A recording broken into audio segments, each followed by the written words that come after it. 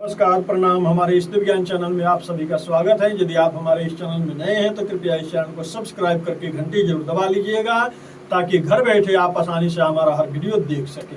ठीक है, चलिए आज जो है हम वीडियो लेकर के आए हैं। इसमें बतलाने जा रहे हैं कि जो है भगवान आपको मनुष्य बना करके इस धरती पे क्यों भेजे हैं।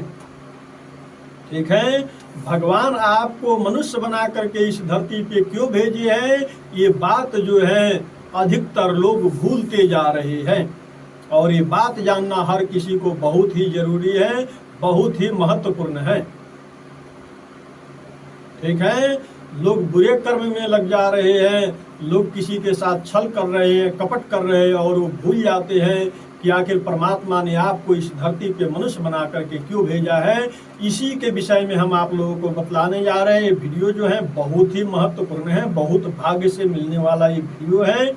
ठीक है, और हम उम्मीद करते हैं कि कोई भाग्यशाली पुरुष ही जो है इस वीडियो को देख पाएगा।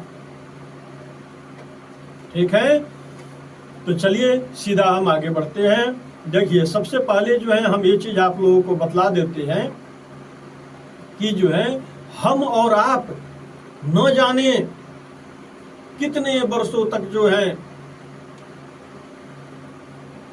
कभी कीड़े मकोड़े के योनि में जो है जन्म लेकर के दुख भोगे हैं, कभी पशु पक्षी के योनि में जन्म लेकर के दुख भोगे हैं, कभी जो है पशु बन करके नाना प्रकार के दुख हम लोग भोगे हैं। जैसे मान लीजिए कि अब पक्षी बन गए, तो पक्षियों को जो है देखिए पेड़ पौधे पे बैठे रहना है, कभी घाम बर्दाश्त करना पड़ता है, कभी धूप बर्दाश्त करना है, कभी बरसात बारिश आ जाए तो वो भी बर्दाश्त करना है। ठीक है, और जो है भोजन के व्यवस्था में जो है पक्षी इधर उधर भटकते रहता है, उसको जल्दी भोजन नहीं मिल पाता है। काफी गर्मी तेज धूप के कारण उसको जो है पानी भी नसीब नहीं होता है। यदि इधर उधर भाग दौड़ो पक्षी करता है तो पता लगता है काफी तेज गर्मी और धूप के कारण जो है कुआं तालाब इत्यादि भी सूख गए हैं, तो उसको पानी भी नसीब नहीं होता है पीने के लिए। लेकिन कोई पुण्यात्मा व्यक्ति अपने छत पे या घर के बाहर कहीं किसी पात्र में जो है पानी इत्यादि रख देते हैं, तो बड़ी मुश्किल से उस पक्षी को पानी नसीब हो जाता है, मिल जाता है, अन्यथा वो भी नहीं मिलता है। तो पक्षी बन गए तो भी नाना प्रकार के दुख भोगना है। पशु बन गए, यदि कहीं बैल बन गए तो सुबह में किसान आपको खिला पिला देगा और जो है खेत में ले जा करके सारा दिन जोतेगा, सारा दिन दौड़ाएगा। और जहां थक गए वो बैल, जहां थक गया वहां पर जो है दो छड़ी पीछे से लगेगा, किसान बोलेगा चल चल सुबह ही तो तेरे को मैं खिला करके लाया हूँ। फिर वो बैल जो है भागते हुए फिर जो है अपना काम करने लगेगा।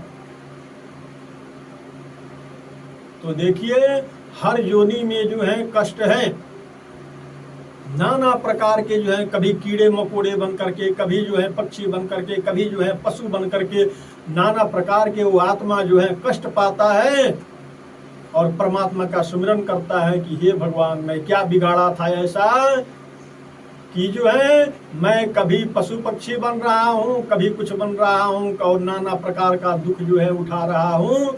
फिर जाकर के बड़ी मुश्किल से वो परमात्मा ईश्वर जो है उस आत्मा पे दया करते हैं। भगवान सोचते हैं कि कोई पशु पक्षी जो है हम तक नहीं पहुंच पाता है, लेकिन मनुष्य ही ऐसा होशियार है। भगवान की रचना में सर्वश्रेष्ठ मनुष्य ही है, जो मनुष्य चाहे तो जो है भक्ति मार्ग द्वारा, भगवान के कीर्तन भजन द्वारा उस ईश्वर को जो है प्राप्त हो जाता है, मोक्ष प्राप्त कर लेता है। तो इसलिए मोक्ष का साधन है ये मनुष्य शरीर। इससे आप चाहे तो जो है भगवान तक आप पहुंच सकते हैं। इसलिए भगवान क्या करते हैं, चलो इस आत्मा को बहुत दुख हुआ, अब एक बार इसको मनुष्य बना करके देखते हैं कि क्या पता हम तक प्राप्त कर ले, हमको प्राप्त कर ले, हमारा धाम प्राप्त कर ले, मोक्ष प्राप्त कर ले। ये सोच करके भगवान उसको जो है उस आत्मा को जो है किसी माता के गर्भ में जो है डाल देते हैं, भेज देते हैं। अब उस माता के गर्भ में जो है नाना प्रकार का दुख वो काटता है, वो आत्मा, वो बच्चा। और ईश्वर का दर्शन भी करते रहता है और प्रभु से प्रार्थना भी करते रहता है। जब तक माँ के गर्भ में रहता है ईश्वर को देखता है और ईश्वर से प्रार्थना करता है वो जीव कि हे ईश्वर, हे प्रभु, आपने हम पे बहुत बड़ी कृपा की है, आपका एहसान मैं कभी नहीं भूलूंगा। अब मैं धरती पे जाऊंगा तो हमेशा आपके नाम का जो है जप करूंगा, आपका सुमिरन करूंगा, धर्म के काम में हाथ बटाऊंगा, भजन कीर्तन करूंगा और आपका नाम जप जप की जो है आप तक मैं पहुंच जाऊंगा। ईश्वर मुस्कुराते हैं, बोलते हैं कि ठीक है।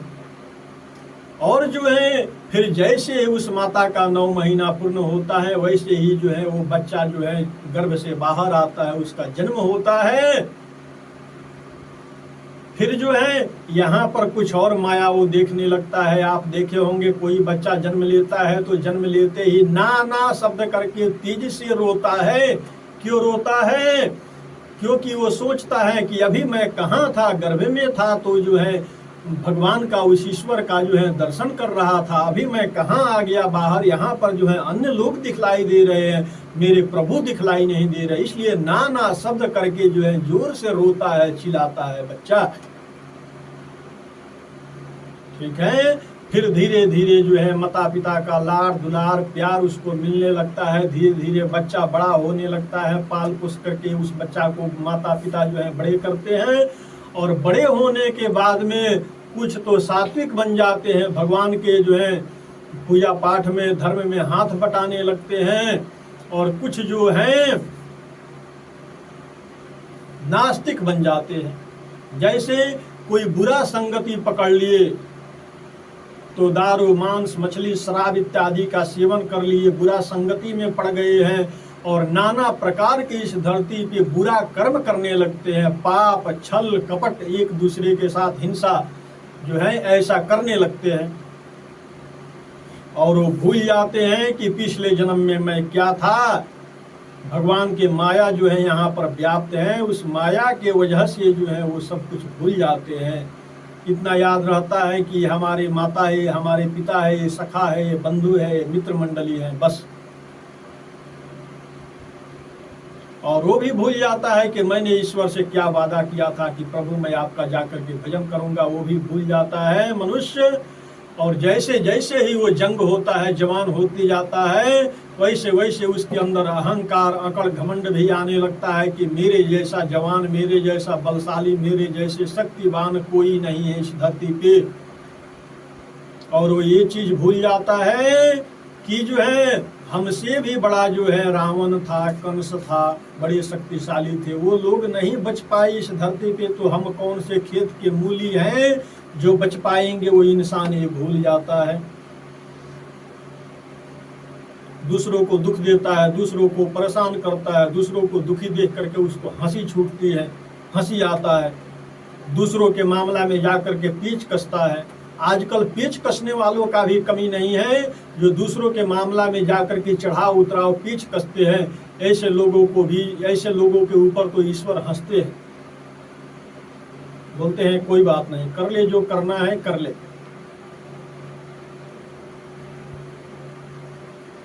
भगवान बोलते हैं तू जैसा कर्म कर रहा ना, यही कर्म तेरे आगे आएगा, मेरे द्वारा वही कर्म जो है भेजा जाएगा तेरे पास में और वही तू भोगेगा। और अंत में तो तू मुझको प्राप्त नहीं करेगा, तू जमलोक ही जाएगा। ईश्वर ऊपर से हंसते हैं उस पर।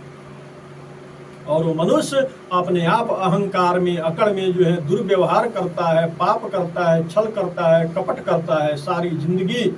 और एक दिन जब वृद्धावस्था को प्राप्त होता है और धीरे धीरे देखते देखते जो है वो मृत्यु के मुख में चला जाता है, फिर उसके पास भगवान के दूत नहीं आते हैं, जमदूत आते हैं। जैसे उसके प्राण छूटता है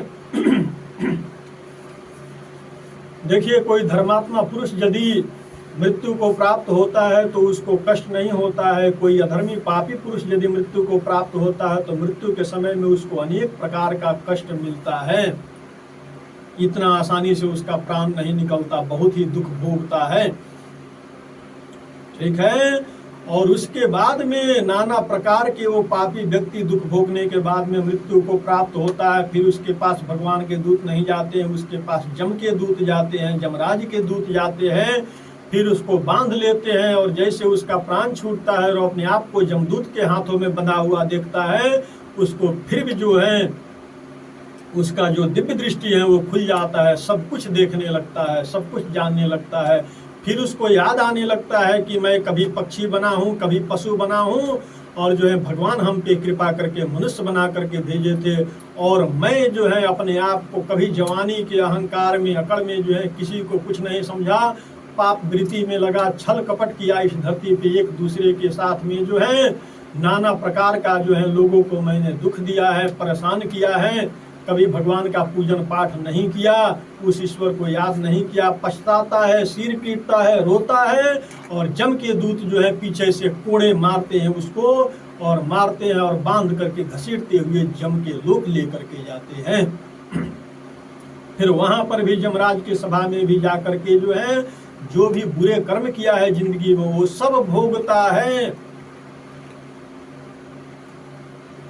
ठीक है, तो देखिए इसमें जो है मैं ये चीज आप लोगों को बतलाना चाहा हूँ कि ये मनुष्य शरीर जो है बड़े भाग्य से मिलता है। बड़े भाग्य मानुष तन पावा, बहुत भाग्य से ये मनुष्य शरीर मिला हुआ है। तो इसको जो है कहीं भी किसी के साथ दुर्व्यवहार में इसको व्यतीत न करे। भगवान दो हाथ इसलिए दिए हैं कि भगवान के भजन में जो है ये दोनों हाथ कभी तो ताली बजा दे ताकि स्वार्थ हो जाए ये हाथ।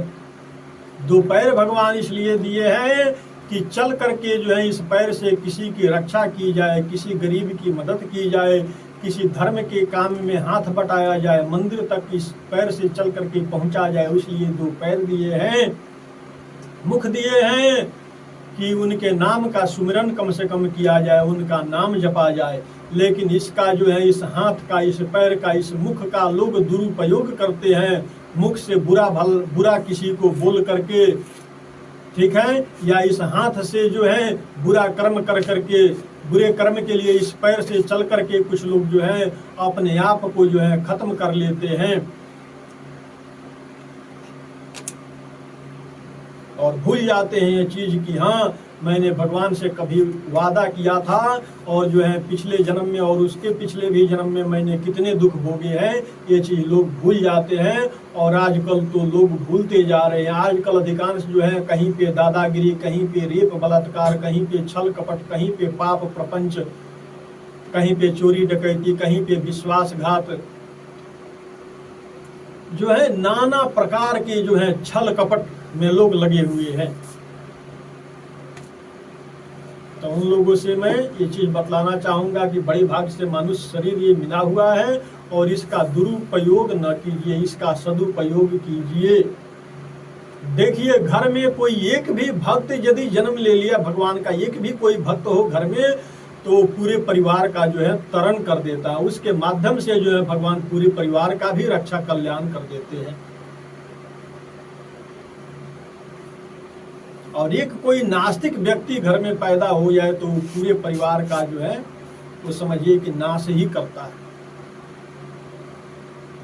ठीक है, तो जैसे जो है भाग्य से ये शरीर मिला है तो इसका जो है सदुपयोग कीजिए, भगवान का भजन कीर्तन कीजिए, आराधना कीजिए।